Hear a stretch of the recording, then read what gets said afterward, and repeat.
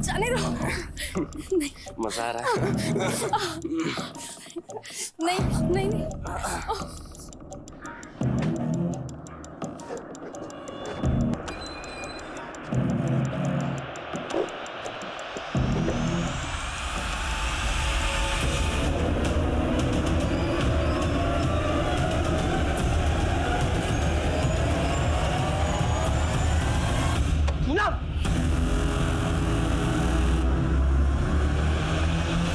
Sir, ये नवीन तो बहुत ही कमीना इंसान है। न इसे अपनी दोनों बीवियों के मरने का दुख है, न अपने किए का पछतावा, और न दोनों बच्चों की फिक्र। सर, निहायत ही मतलबी आदमी है, सिर्फ अपने बारे में सोचता है। हाँ, लेकिन हमारे पास इसके खिलाफ कोई ठोस सबूत नहीं है। बिना सबूत के उसे ज़्यादा वक्त तक यहाँ नहीं रख सकते। सर, लेकिन हम उसे सर मोनिका की कॉल डिटेल्स। सर, मरने से एक दिन पहले मोनिका की अजमेर के एक बैंकर से बात हुई, और सर उसने एक कैब ड्राइवर योगेंद्र को भी कॉल किया था। मेरी योगेंद्र से बात हुई है सर, उसने कंफर्म किया है कि वो मोनिका को अजमेर एक बैंक में लेकर गया था, और उसके बाद उसने यहाँ जयपुर लाकर उसे छोड़ दिया था। मोनिका वाज बैंकर, तो हो सकता है अजमेर अपने किसी बैंक के काम से गई हो। नहीं सर, यही तो इंटरेस्टिंग बात है सर। वहाँ वो अपने बैंक की ब्रांच में नहीं गई थी, किसी और ही बैंक में गई थी। मोनिका ने आखिरी कॉल किसे किया था? सर, ज्योति को। मोनिका की बहन है सर, जयपुर में ही रहती है। हिम्मत कैसे हो गई तारी? हिम्मत कैसे हो गई तारी?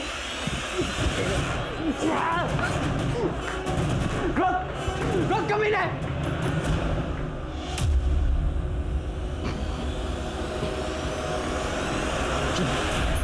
माफ कर दीजिए, गलती हो गई। क्यों किया तूने ऐसा? तुझे पता है मैं तुझे कितना प्यार करता हूं। बापू को वचन दिया था कि तुझे अच्छे से रखूंगा, और रख रहा हूं ना मैं। फिर तूने ऐसा क्यों किया? माफ कर दीजिए मुझे। शादी के पहले से जानती थी उसे, अचानक मिला तो बहक गई। माफ कर दीजिए, अब आइंदा नहीं होगा। मैम, मेरी बहन मोनिका बहुत ही भली थी। वो उस कमीने नवीन ने ही सब कुछ किया है। मैंने उसको बहुत मना किया मैम कि मत कर उससे शादी, पर उसने मेरी एक भी बात नहीं मानी मैम। मोनिका जब जयपुर आई थी तो आप लोगों के घर रुकी थी, फिर ऐसा क्या हुआ कि उसे यहाँ से जाना पड़ा? मोनिका को जब सरिता और नवीन के बारे में पता चला तो वो बहुत ज़्यादा अपसेट हो गई थी, और वो यहाँ पे हमेशा गुमसुम सी बैठी रहती थी। फिर एक दिन पता नहीं क्या हुआ, वो बोली कि मुझे अकेले रहना है। मैंने उसे रोकने की बहुत कोशिश की, लेकिन वो नहीं मानी। काश मैंने तब भी उसे यहाँ रोक लिया होता। बस कर तू ना, मत रो मत रो। मैंने तुझे माफ कर दिया पूनम, मुझे भी माफ कर दे पूनम। हम सब कुछ भूल जाते हैं पूनम।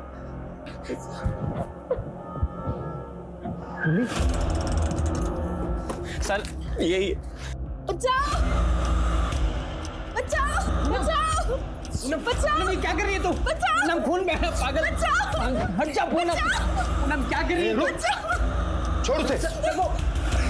लॉकर यूज करने आई थी सर। लॉकर में ऐसा खास क्या था? और खास था भी तो उसने अपने बैंक के लॉकर में क्यों नहीं रखा? Sir, need to check the locker. Sir, उसके लिए हायर अथॉरिटी से परमिशन लेनी पड़ेगी। ऑफ कोर्स, मैं आपके प्रोसीजर से वाकिफ़ हूँ। Thank you very much. मैं जल्द से जल्द परमिशन निकलवा के आता हूँ। Thank you so much.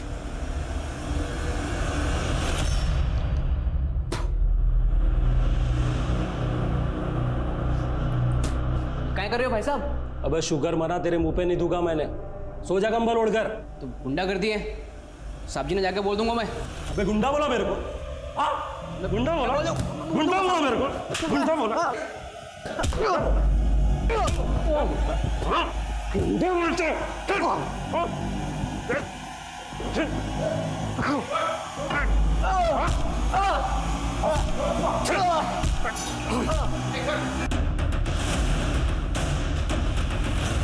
क्या मोनिका एक विसल ब्लोअर थी? जी सर, मोनिका अपने बैंक में हो रहे एक स्कैम को एक्सपोज करने के लिए एविडेंस इकट्ठा कर रही थी। लगभग 1500 करोड़ के लोन्स नकली डॉक्यूमेंट्स पर अप्रूव हुए। पिछले 15 साल से सिर्फ छोटे छोटे अमाउंट का ये स्कैम हो रहा था, इसलिए लोगों की नज़र में नहीं आ रहा था। तो क्या मोनिका और सरिता के केसेस को आपस में कनेक्ट करके हम कोई गलती कर रहे हैं? क्योंकि मुमकिन है मोनिका के कत्ल के पीछे इस स्कैम में से कोई हो। सर, मोनिका को जिसने मारा वो उसे अच्छे से जानता था। मोनिका अपने बैंक में फ्रॉड कर रहे लोगों के साथ इतनी आसानी से नहीं जाती। करेक्ट, लेकिन अब हमें आईडी से कांटेक्ट करना होगा और ये सारा डाटा उन्हें हैंड ओवर करना होगा। Let them investigate.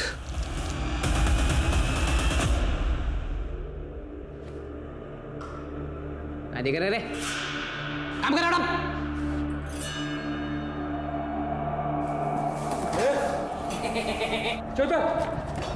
साहब मच्छर गड़ा, मच्छर काट रहे हैं मच्छर। माफ कर दो साहब। वो पूनम, सब पूनम हमारी बीवी है साहब, हमारी बीवी है। इस स्कैम को एक्सपोज करने के लिए मोनिका ने अपनी जान खतरे में डाल दी। नाउ इट्स योर रिस्पॉन्सिबिलिटी कि मोनिका ने जो मिशन अधूरा छोड़ा उसे आप अंजाम तक पहुंचाएं। डोंट वरी आदिल, हम इस केस के तह तक जाएंगे और इस केस में शामिल जितने भी लोग हैं उन सबको सजा दिलवाएंगे। और ये सरकारी बैंक्स किसी रॉयल बिजनेसमैन की पर्सनल जागीर नहीं है। Justice will be done. Good luck. Thank you. आप लोग मुझे घर लेके जा रहे हो क्या? हाँ, घर लेके जा रहे हैं। मारो बस थोड़ा दिमाग खराब हो गया, बाकी में सब कुछ ठीक है मेरा। हमारी बीवी है ना पूनम, उसकी कसम मैंने घर लेके जा रहे हो।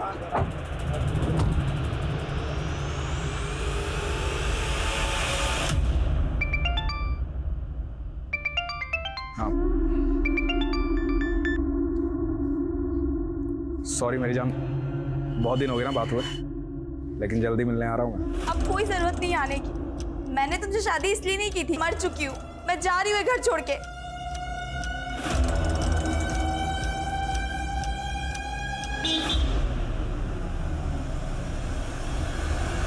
जब तक ये केस सॉल्व नहीं हो जाता हम चैन से नहीं बैठेंगे।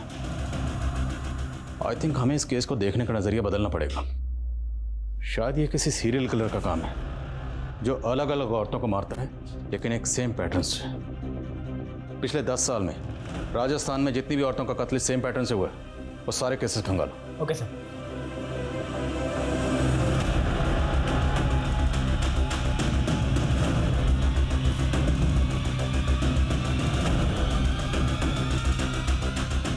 सर, टोटल 6 केसेस मिले हैं। 2004 में 1, 2008 में 2, 2010 में 2 और 2017 में 1। 2004 में जिस लड़की का कत्ल हुआ उसकी उम्र थी 24 साल और 2008 में जिसका हुआ उसकी उम्र 28 साल। Correct sir. एक पैटर्न है। 2010 में जो लड़की मारी गई उसकी उम्र 30 साल और 2017 में जो लड़की मारी गई उसकी उम्र 37 साल। 2004 में उसने जो पहला कत्ल किया था अब लड़की की उम्र थी 24 साल। अगर हम ये मान लें सपोज कि उस वक्त उसकी उम्र भी 24 साल रही होगी तो 2008 में उसकी उम्र हुई 28 साल और सर अब तो उसकी उम्र लगभग 40 साल होगी। सर, अगर मोनिका से जुड़े हुए केस में लोगों को देखें तो उसके जीजा कैलाश और पति नवीन दोनों लगभग 40 के आसपास थे। पता लगाओ क्या नवीन और कैलाश का क्राइम सीन से कोई कनेक्शन है? आई थिंक अब हमारा तीर निशाने पर लगने ही वाला है।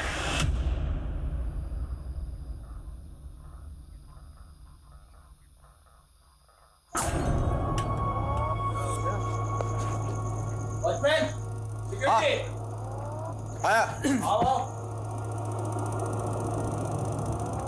हो क्या हुआ?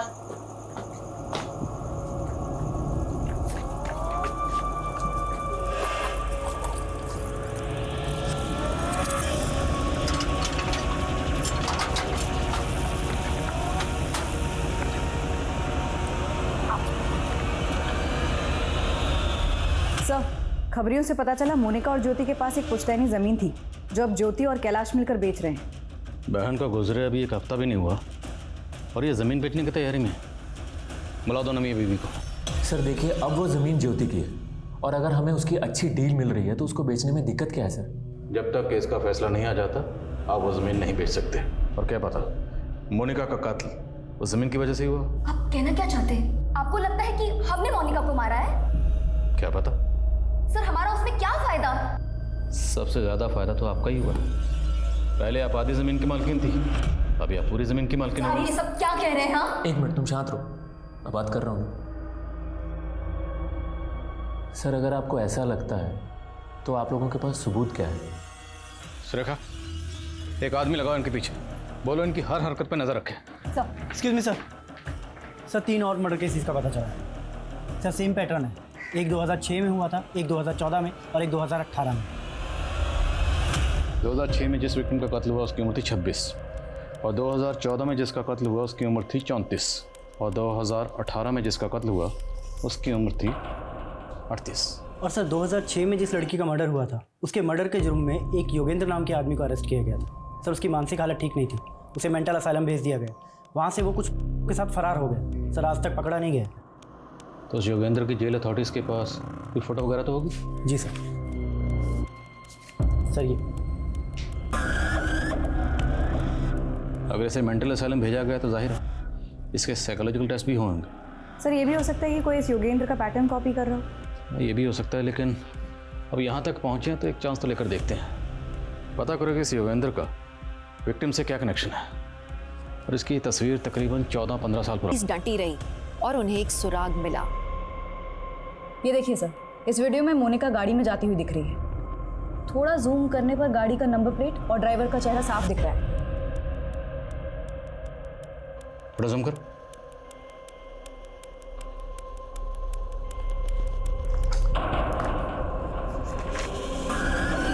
चौदह 15 साल पहले योगेंद्र कुछ ऐसा दिखता था और अब दोनों तस्वीरों को गौर से देखो, मैच कर रही?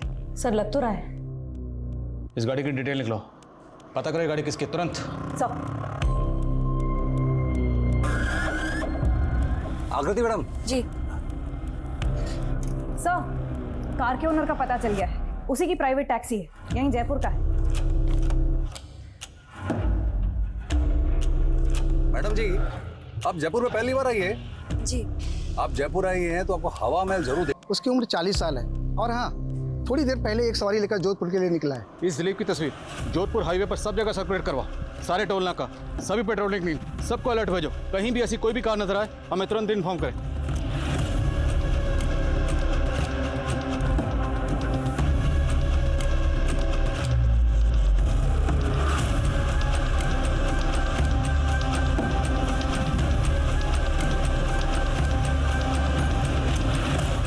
सर,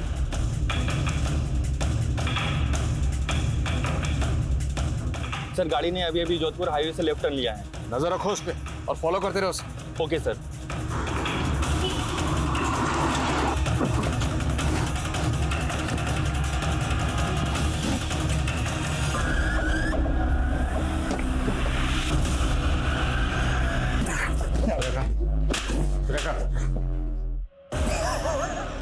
और जेल अथॉरिटीज ने तुझे जो मेंटल असाइलम भेजा था वो? साहब मैं जब पकड़ा गया तो ये तरकीब मुझे एक पुराने कैदी ने बताई। सब मैंने भी कमाल किया, ठीक है। काला बोला दीवार बोले।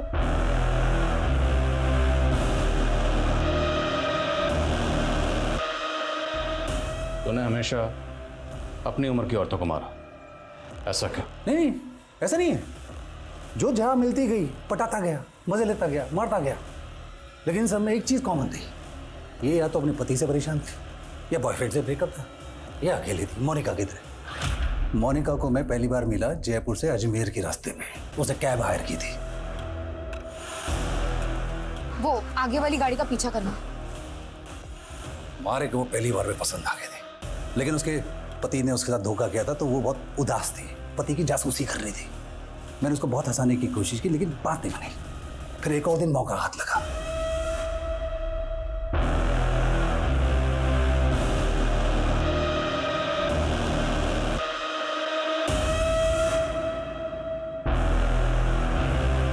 की हिरासत में और जल्दी ही उसके खिलाफ कोर्ट में चार्जशीट फाइल की जाएगी। साइकोलॉजिकल मैपिंग की मदद से पुलिस इस अजम्पशन पे पहुंची कि सरिता ने सुसाइड किया था, लेकिन ये सिर्फ एक अनुमान है क्योंकि उस रात वहां क्या हुआ ये कोई नहीं जानता। उस रात वहां सिर्फ 2 लोग मौजूद थे, एक नवीन जो हैवी डोज स्लीपिंग पिल के लेके सो रहा था और दूसरी सरिता जो हमारे बीच में है ही नहीं। दूसरी तरफ मोनिका एक इंडिपेंडेंट और बहादुर लड़की थी। उसने 1500 करोड़ के स्कैम का खुलासा किया। समझ ये नहीं आता कि मोनिका जैसी समझदार लड़की उस सुधीर के झांसे में आई कैसे। इसका एक कारण ये हो सकता है कि मोनिका मानसिक रूप से डिस्टर्ब थी। उसने अपने पति और बहन से धोखा खाया था और इसी नाजुक हालत में वो सुधीर की बातों में आ गई। और सुधीर, उसको अपने किए का जरा भी पछतावा नहीं था। उसको उसकी बीवी ने धोखा दिया था और उसका बदला वो पूरी औरत जात से ले रहा था। एक बेसिर पैर की बात सुधीर के मन में घर कर गई, उसका जुनून बन गई, उसे जुर्म की ओर ले गई, जिसका खामियाजा 18 मासूम औरतों को भुगतना पड़ा। आप जानते हैं हमारे देश में मानसिक स्वास्थ्य पर खास ध्यान नहीं दिया जाता है।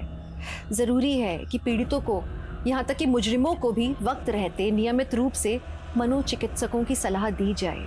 तो आप स्वस्थ रहें, सुरक्षित रहें।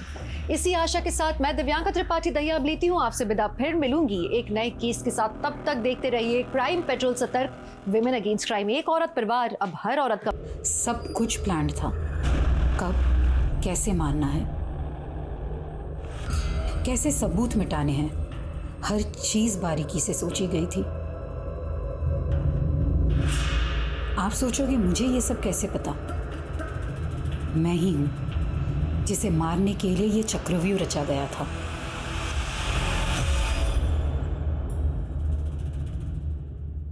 नमस्कार, मैं दिव्यांका त्रिपाठी दहिया क्राइम पेट्रोल सतर्क विमेन अगेंस्ट क्राइम की श्रृंखला में आपका स्वागत करती हूँ। जिंदगी में अगले पल में क्या हो कोई नहीं जानता, लेकिन फिर भी हम हमेशा आने वाले पल के लिए फ्यूचर प्लान्स बनाते हैं, गोल सेट करते हैं, तैयारियों में लगे रहते हैं।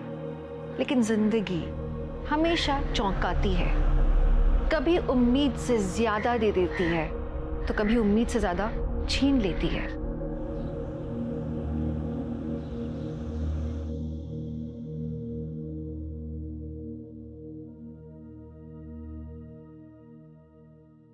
राम राम सा, सरिता रसोई में आप सबरो स्वागत है। आज हमारी रसोई में बनेगा राजस्थान रो पारंपरिक भोजन, दाल बाटी और चूरमा। तो शुरू करते हैं। दाल बाटी बनाने के लिए अनूप क्या कर रहा है? वीडियो खराब कर दिया मेरा। अरे माँ, वीडियो तो रिकॉर्ड भी नहीं हो रही है। हाँ? कैमरे में मेमोरी कार्ड ही नहीं है। मतलब कुछ भी रिकॉर्ड नहीं हुआ ना।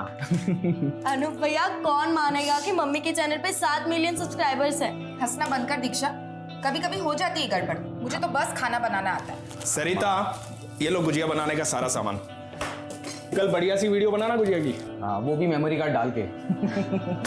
सरिता, फिर गलती की। एक बार अच्छे से सीख लो। चलो मैं सिखाता हूं, आओ। हाँ। वाह पापा, सो स्वीट। पापा, आप सच में माँ की बहुत केयर करते हैं। बेटा, वाइफ हैप्पी हो ना तो लाइफ हैप्पी हो जाती है।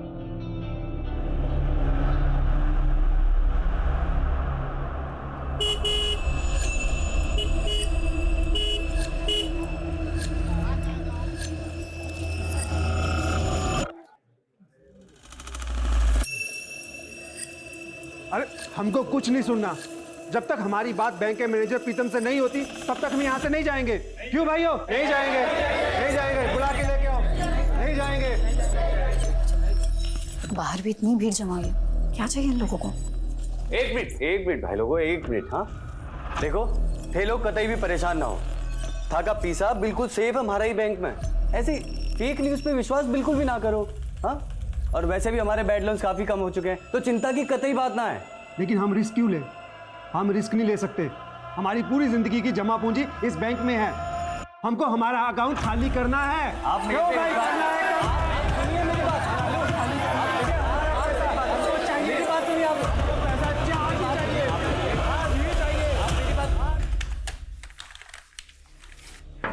हे रुचिका, मुझे ना वो ओल्ड लोन्स की फाइल्स देखनी है, डेटा शीट प्रिपेयर करना है। बस 5 मिनट लगेंगे। अरे 5 क्या 10 मिनट ले, आजा। वैसे आज पब्लिक ने बहुत बवाल किया ना बैंक में। रोज रोज ऐसे चलेगा तो कैसे काम करेंगे? अरे तेरी लिपस्टिक स्मज हो गई है। हाँ चल तू आजा, मैं 5 मिनट में टचअप करके आती हूँ। हाँ।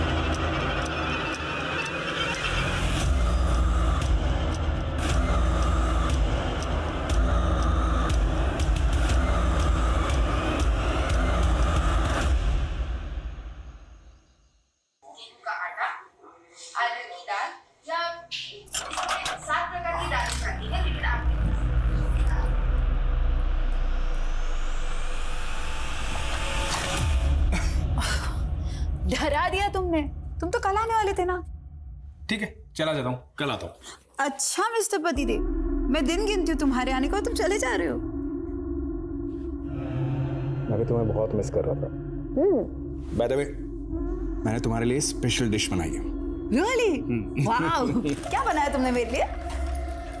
दाल बाटी। वो रसोई वाली औरत का वीडियो देख के? हाँ, वो मुझे बहुत पसंद है ना, मतलब वो उसका खाना बनाने का स्टाइल। एक नंबर के फ्लर्ट हो ना तुम। Thanks for complement. फ्रेश हो जाओ।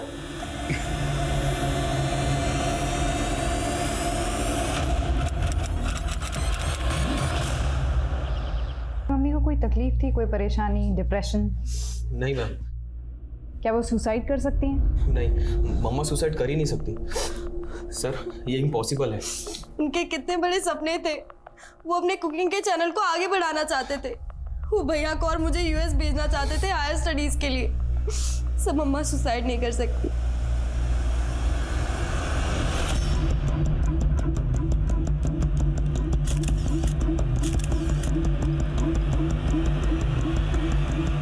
सरिता की मौत जहर की वजह से हुई थी। उसने जहर खुद लिया था या उसे दिया गया था? अभी इस राज से पर्दा उठना बाकी था। सरिता की मौत में कई सवाल खड़े कर दिए थे कि क्या उसे नवीन की दोहरी जिंदगी के बारे में पता था और क्या ये उसकी मौत का कारण था, या फिर इसके पीछे कोई बड़ा षड्यंत्र था। सरिता मर्डर केस की गुत्थी जितनी नजर आ रही थी उससे ज्यादा उलझी हुई थी। अभी इसे समझने में और सुलझाने में और बहुत वक्त लगने वाला था। जैन सर, सर सरिता केस में लैब से फोन आया था। उनकी इनिशियल टेस्टिंग में सरिता की बॉडी से एल्यूमिनियम सल्फेट के ट्रेसेस मिले। ये एक तरीके का पेस्टिसाइड है जो इस एरिया में काफी कॉमनली यूज होता है। पेस्टिसाइड? तो ये तो कंफर्म हो गया कि सरिता की मौत जहर खाने की वजह से हुई। अब सवाल ये है कि सरिता ने ये जहर खुद खाया या किसने जबरदस्ती खिलाया? सर, इस तरीके का पेस्टिसाइड आजकल घरों में नहीं मिलता। एरिया में जितनी पेस्टिसाइड की शॉप है या डीलर है, सब जगह इंक्वायरी करो, शायद कोई लीड मिले। जहर की गोलियां खाने की वजह से बीवी ने जान गंवा दी और शौहर नींद की गोलियां खाकर सुकून से सोता रहा। बुला इस नवीन को। पेस्टिसाइड्स? सर, सरिता ऑर्गेनिक फूड में बिलीव करती थी, पेस्टिसाइड्स क्यों खरीदेगी? तो किसने खरीदा? आपने? ये क्या कह रहे हैं सर आप? मेरी समझ में नहीं आ रहा सर। समझ में तो हमें भी नहीं आ रहा। आपकी बीवी बिल्कुल आपके बगल में सो रही थी, रात भर तड़पती रही, जगह जगह वोमिटिंग करती रही। तड़पते तड़पते उसने अपनी जान दे दी और आप चुपचाप सुकून से सोते रहे। आप नहीं समझेंगे सर, कितना आप सोच समझे इस बात का। बहुत प्यार करता था मैं सरिता से। दोनों मियां बीवी में किसी बात को लेकर झगड़ा या मनमुटाव? मम्मी पापा तो जैसे एक दूसरे के लिए बने थे, लड़ते हुए क्या, हमने तो उनको ऊंची आवाज में बात करते हुए भी नहीं देखा था। वैसे भी महीने में 15 दिन तो पापा बिजनेस ट्रिप पर होते थे। तुम्हारे पापा बिजनेस ट्रिप पर कहाँ जाते थे? ज़्यादातर कोटा। वहाँ पर उनकी ऑफिस की एक नई ब्रांच खुली थी। सर, एक छोटी सी रिक्वेस्ट थी। बोले। मेरे बच्चों से ज़्यादा सवाल जवाब मत कीजिएगा। मैं तो सह लूंगा, लेकिन मेरे बच्चे अब तक अपनी माँ की मौत का सदमा नहीं झेल पाए। Thank you.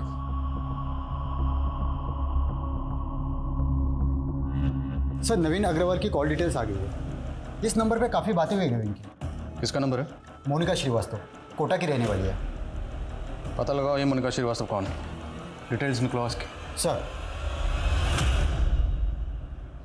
लक्ष्मी, 2 साल के अंदर जयपुर में हमारी नौकरी लग जाएगी, फिर हम वहीं बस जाएंगे और हम शादी भी वहीं कर लेंगे। सुधीर, फिर से वही बात। मुझे नहीं लगता कि हमारी फैमिली हमारी शादी को मानेंगे। हम तुम्हें किसी हीरो हीरोइन की तरह भगा के लेके जाऊंगा तने। बापू, बापू, मूंछ के बाल नहीं निकले तेरे अब तक और शादी करने चला है तू। ये दूसरी जाति की लड़की के साथ शादी करेगा तू? नालायक। बापू वाली बात तू क्या देख रही? चलेगा यहाँ से, निकल भाग यहाँ से। मैं तेरे बाप को जाके सब बता देंगे हम। राम राम सा। आज मैं कोई रेसिपी नहीं बताने वाली। एक बेचैनी है जो आपके साथ बांटना चाहती हूँ। मुझे लगता था मेरी दुनिया में सब ठीक है, कोई दुख नहीं, लेकिन फिर अचानक मुझे पता चला कि मैं एक भ्रम में जी रही थी। जो सोचा था सब झूठ था। रिश्ता झूठा, प्यार झूठा, सब झूठ। मोनिका, काश तुम ना आती तो ये सब नहीं होता।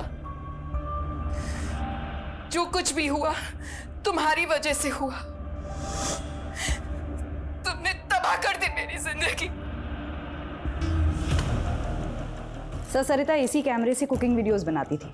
इसी में हमें ये वीडियो मिला। तो ये वीडियो सरिता का आखिरी वीडियो था?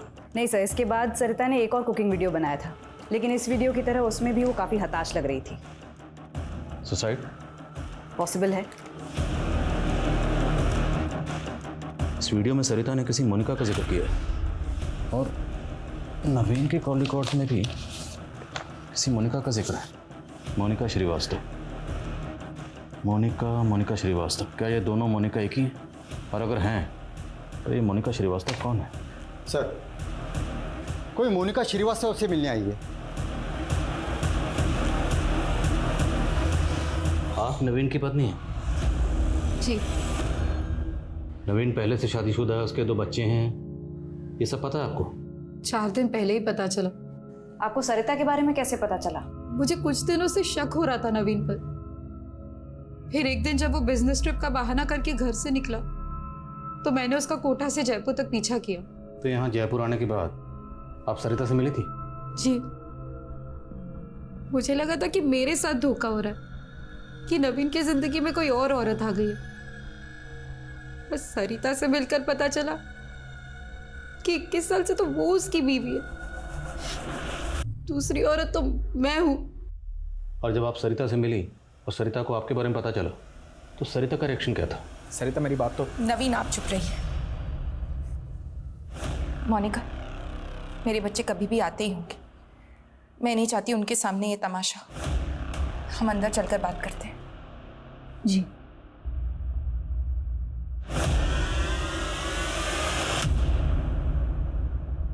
मैं तुम्हारा गुस्सा समझ सकती हूँ मोनिका, लेकिन मैं तय नहीं कर पा रही हूँ कि मुझे क्या करना चाहिए। मेरे बच्चों का क्या होगा? देखो सरिता, अगर तुम नवीन के साथ रहना चाहती हो तो मैं उसे तलाक दे दूंगी और तुम्हारे रास्ते भी कभी नहीं आऊंगी। बस सरिता सोचो, क्या तुम नवीन के साथ सच में रहना चाहती हो? जिस इंसान ने हम दोनों को इतने टाइम से धोखा दिया, वो तो कल अपने बच्चों को भी धोखा दे सकता है।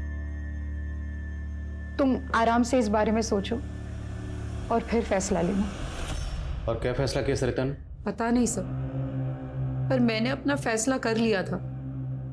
मैं नवीन को छोड़ने वाली थी और जितना मैं सरिता को समझी, मुझे लगता है वो भी नवीन के साथ नहीं रहती।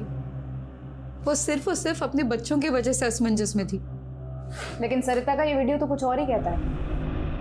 मोनिका, जो कुछ भी हुआ तुम्हारी वजह से हुआ। तुमने तबाह कर दी मेरी जिंदगी। नहीं मैम, नहीं, ऐसा नहीं हो सकता। मुझे नहीं लगता कि सरिता को मुझसे कोई भी प्रॉब्लम थी। आई एम श्योर उसने इमोशन में आके ये सब कहा है।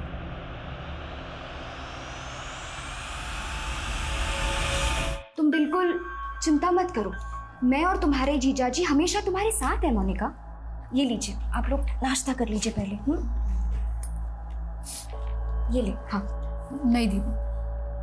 अरे अच्छा, कुछ दूसरा बनाओ तेरे लिए। बोल। भूख नहीं है ज्योति दीदी। कुछ दिनों पहले तक मैं कितनी खुश थी। एक पति था जो सिर्फ मुझसे प्यार करता था, वो तो चला गया और ऊपर से ये पुलिस का चक्कर। सरिता ने भी अपनी वीडियो में मेरा ही नाम लिया। कहीं पुलिस मुझे इस चक्कर में फंस। अरे मोनिका, बेकार फिक्र कर रही, ऐसा कुछ भी नहीं होगा, चिंता मत करो। और देख, सरिता की मौत की जिम्मेदार ना तू बिल्कुल नहीं है। हाँ, वो नवीन जरूर है, समझी? फिक्र मत कर, हम हैं। जीजा जी, अगर पुलिस मुझ पर ही अबेटमेंट ऑफ सुसाइड का चार्ज लगाती है तो आप मेरा केस लड़ेंगे ना? अरे ये भी कोई पूछने वाली बात है? और ऐसा कुछ भी नहीं होगा, फिक्र मत करो। मतलब अगर ये पता चल जाता है कि सरिता ने खुदकुशी की थी तो मोनिका को जेल हो जाएगी? अगर खुदकुशी साबित हुई तो, और फिर मैं हूं ना उसका केस लड़ने के लिए, मोनिका को कुछ नहीं होने दूंगा। अरे मुझे उस मोनिका की टेंशन नहीं है, मुझे ज्यादा टेंशन उस पुश्तैनी जायदाद की है जो इस मोनिका के नाम पर है। और अगर ये मोनिका जेल चली जाती है तो उन पेपर्स पर कौन साइन करेगा बोलो?